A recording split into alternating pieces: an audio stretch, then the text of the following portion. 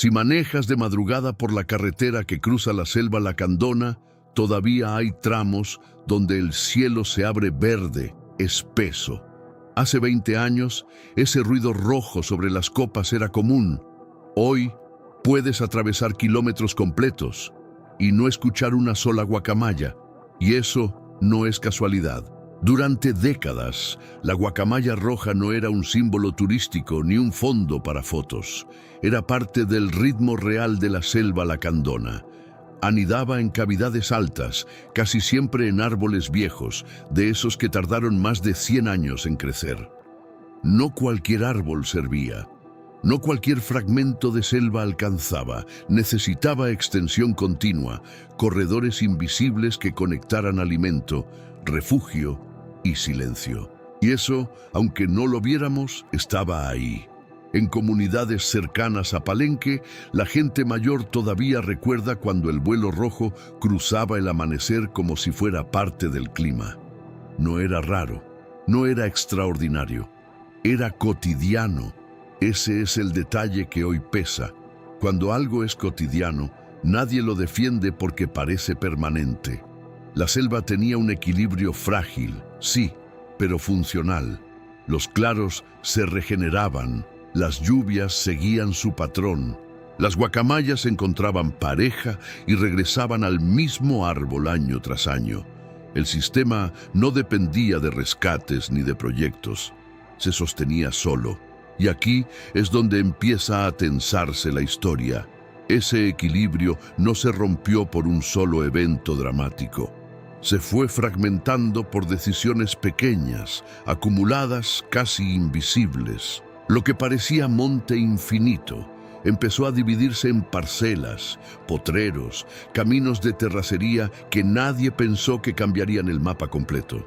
No fue un incendio gigantesco ni una tala clandestina espectacular. El primer quiebre fue más discreto. Parcelas que se abrieron solo un poco. Ganado que entró temporalmente. Caminos de acceso que partieron la selva en dos sin que nadie lo anunciara como ruptura. En la selva lacandona, cada claro nuevo parecía mínimo desde el suelo. Pero desde arriba, el mapa empezó a verse distinto. Manchas verdes aisladas, separadas por potreros y cultivos. La guacamaya roja no desaparece cuando talas un árbol. Desaparece cuando ya no encuentra el siguiente. Anida en troncos viejos, altos, específicos. Cuando esos gigantes caen, no hay reemplazo inmediato. Tardan décadas en formarse cavidades útiles.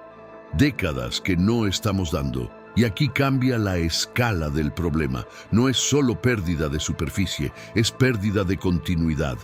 Una pareja puede sobrevivir en un fragmento pequeño. Pero sus crías, cuando intentan dispersarse, se topan con ganado, carreteras, ruido. El vuelo que antes era conexión se vuelve riesgo. Lo más incómodo es esto. El sistema no colapsó de golpe. Empezó a depender de parches humanos, monitoreo, vigilancia, proyectos de reintroducción. Cuando una especie necesita que la sostengas todo el tiempo, ya cruzaste un umbral silencioso. El monte dejó de ser suficiente por sí mismo. La fragmentación abrió la puerta. El mercado la empujó. Durante años, la guacamaya roja fue vista como algo exótico, casi ornamental. No en la selva, sino en vitrinas privadas, en patios amplios de ciudades donde el rojo intenso se volvía símbolo de estatus. Mientras en la selva lacandona el espacio se reducía, afuera el interés crecía. Y cuando la demanda sube al mismo tiempo que el hábitat baja, la presión se multiplica. Aquí es donde el proceso se acelera. No necesitas capturar cientos, basta con extraer crías de nidos específicos. El problema es que la especie no pone decenas de huevos por temporada. Su ritmo reproductivo es lento. Cada pérdida pesa más de lo que parece en papel. Cuando una pareja pierde su nido, no siempre vuelve a intentar ese año. A veces abandona el sitio completo. Lo delicado no fue solo el tráfico ilegal, fue la combinación. Menos árboles viejos, más accesos abiertos, más conocimiento de dónde anidan. La selva dejó de ser un escudo natural y se volvió un mapa accesible. Lo que antes estaba protegido por distancia y dificultad, ahora estaba a horas de carretera. Y aquí se cruzó otro umbral silencioso. La población empezó a depender de vigilancia constante para no seguir cayendo.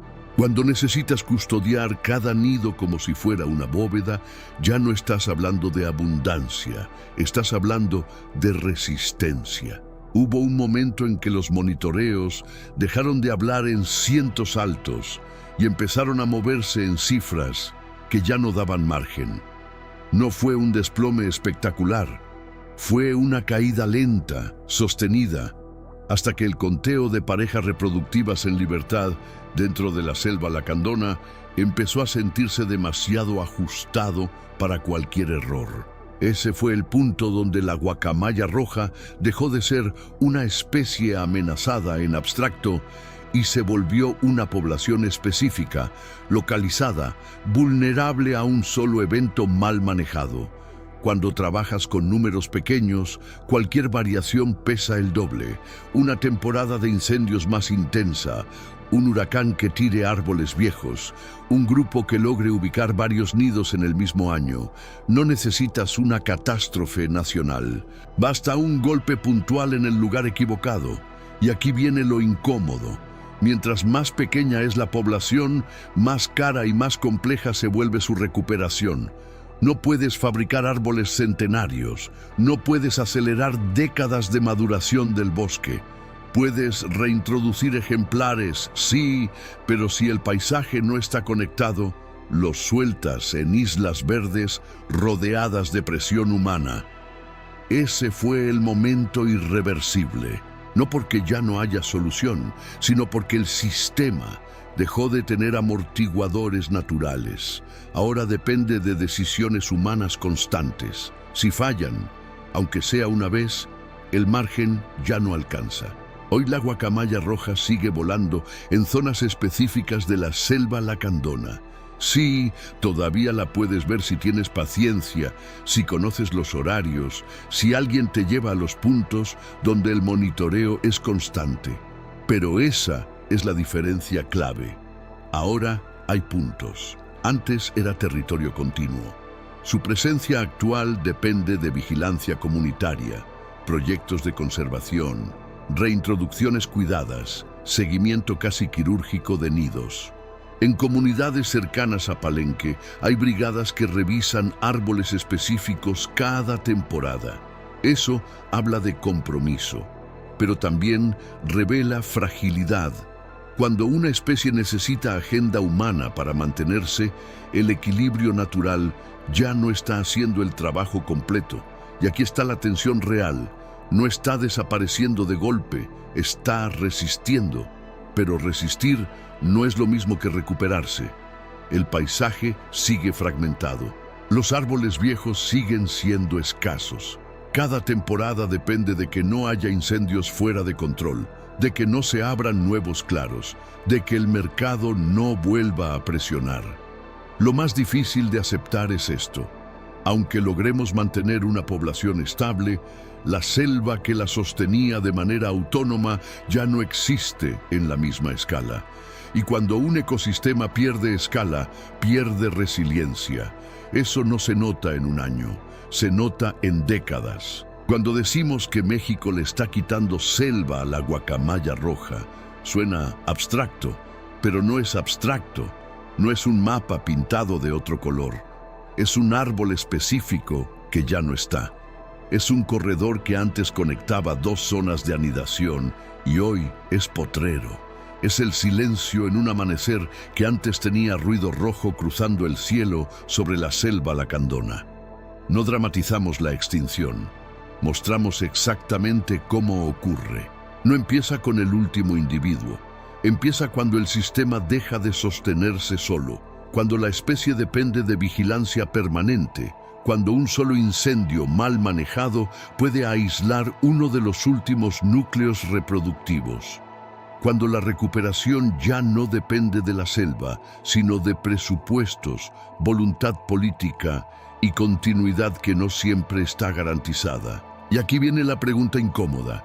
¿Queremos una guacamaya que exista porque la estamos sosteniendo con alfileres? ¿O queremos un ecosistema que vuelva a sostenerla sin que tengamos que intervenir cada temporada? No es lo mismo conservar individuos que restaurar procesos. Lo primero es contención, lo segundo es estructura. Si te interesa entender estos procesos con calma y con datos, aquí seguimos analizando uno por uno. Dime qué especie y en qué región específica de México vale la pena revisar con lupa.